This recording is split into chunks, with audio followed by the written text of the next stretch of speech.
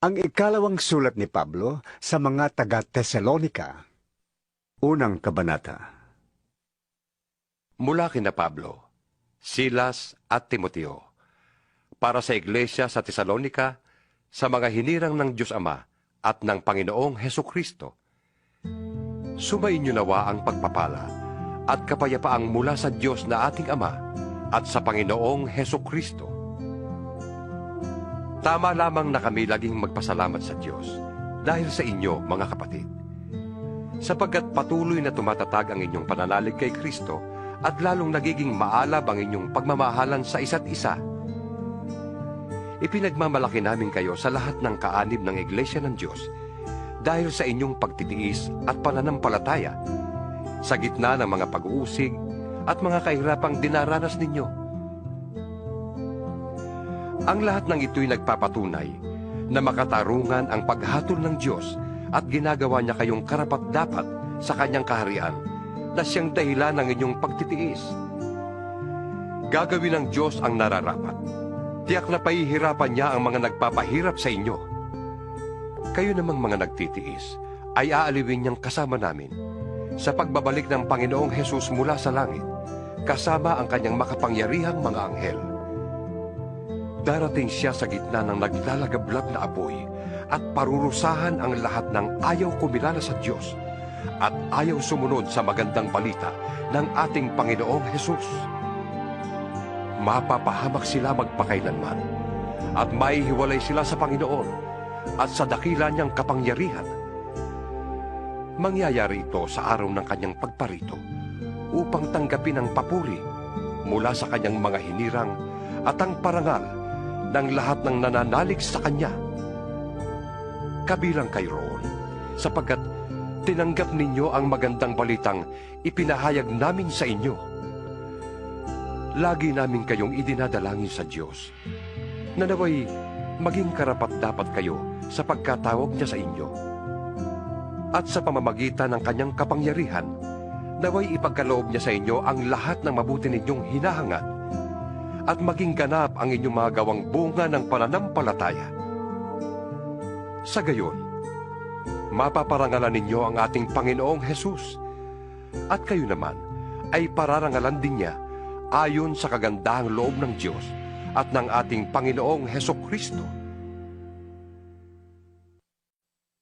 Ikalawang kabanata.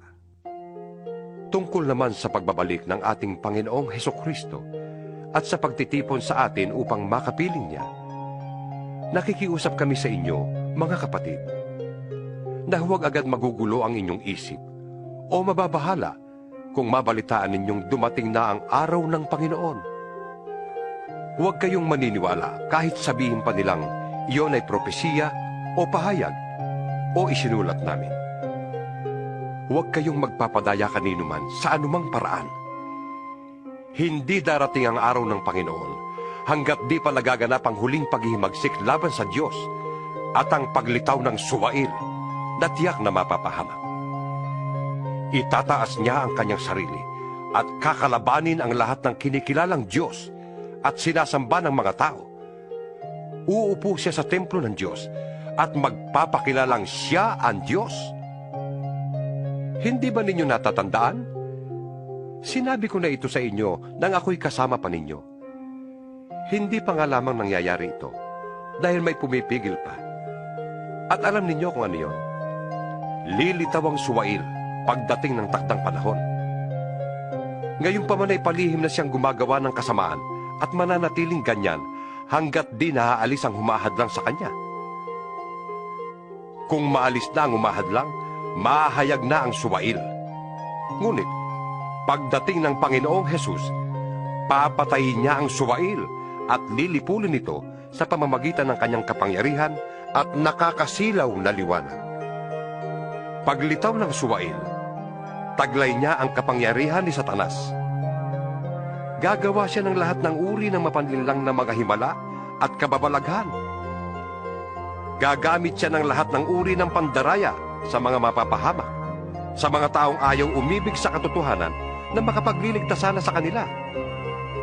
Dahil ayaw nilang tanggapin ang katotohanan, hahayaan ng Diyos na sila'y malinlang ng espiritu ng kamalian at maniwala sa kasinungalingan. Sa gayon, mapaparusahan ng lahat ng pumili sa kasamaan sa halip na tumanggap sa katotohanan. Dapat kaming magpasalamat sa Diyos tuwina dahil sa inyo, mga kapatid na minamahal ng Panginoon. Kabilang kayo sa mga unang hinirang niya upang pagkalooban ng kaligtasan sa pamamagitan ng nagpapabanal na Espiritu at ng inyong pananalig sa katotohanan. Tinawag kayo ng Diyos sa pamamagitan ng magandang balita na ipinahayag namin sa inyo upang makasama kayo sa kalwalhatian ng ating Panginoong Hesukristo. Kaya nga mga kapatid, magpakatatag kayo sa mga katotohanang itinuro namin sa inyo, batay sa sinabi namin o isinulat. Aliwin nawa kayo ng ating Panginoong Hesukristo at ng ating Diyos Ama na umibig sa atin. At dahil sa kanyang habag, ay nagbigay sa atin ng hindi nagbabagong lakas ng loob at matibay na pag-asa. Bigyan nawa nila kayo ng matatag na kalooban upang maipahayag ninyo at maisagawa ang lahat ng mabuti. Ikatlong Kabanata. Bilang pagtatapos, mga kapatid, ipanalangin ninyo kami upang ang salita ng Panginoon ay mabilis na lumaganap at pahalagahan ng lahat, tulad ng ginagawa ninyo. Idalangin din ninyong maligtas kami sa mga taong masasama at walang kinikilalang Diyos, sapagkat hindi lahat ay naniniwala sa salita ng Diyos. Tapat ang Panginoon. Siya ang magpapatatag sa inyo at mag-iingat laban sa dyablo. Dahil sa Panginoon, malaki ang aming pagtitiwala na sinusunod ninyo at patuloy na susundin ang mga itinuro namin sa inyo. Patnubayan nawa kayo ng Panginoon upang lalo ninyong maunawaan na kayo ay mahal ng Diyos at si Kristo ang nagpapatatag sa inyo. Mga kapatid, iniuutos namin sa inyo, sa ngalan ng Panginoong Hesukristo, na layuan ninyo ang sinumang kapatid na tamad at ayaw sumunod sa mga itinuro namin sa inyo. Alam naman ninyo na dapat ninyong tularan ang aming ginawa. Hindi kami naging tamad nang kami kasama ninyo. Hindi kami nakikain kanino man ng walang bayad. Nagtrabaho kami araw-gabi upang hindi makabigat kanino man sa inyo. Ginawa namin ito hindi dahil sa wala kaming karapatan sa inyong tulong, kundi upang kayo'y bigyan ng halimbawang dapat tularan. Nang kasama pa ninyo kami, itong itinuro namin sa inyo. Huwag ninyong pakainin ang sinumang ayaw magtrabaho. Binanggit namin ito dahil nabalitaan naming may ilan sa inyong ayaw magtrabaho at walang inaatupag kundi ang makialam sa buhay ng may buhay.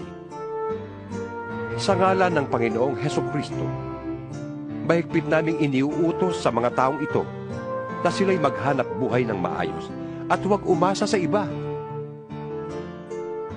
Mga kapatid, huwag kayong magsasawa sa paggawa ng mabuti. Maaaring meron sa inyo diyan na hindi susunod sa sinasabi namin sa sulat na ito. Kung magkagayon, tandaan ninyo siya at huwag kayong makisama sa kanya upang siya'y mapahiya. Ngunit, huwag naman niyo siyang ituturing na kaaway.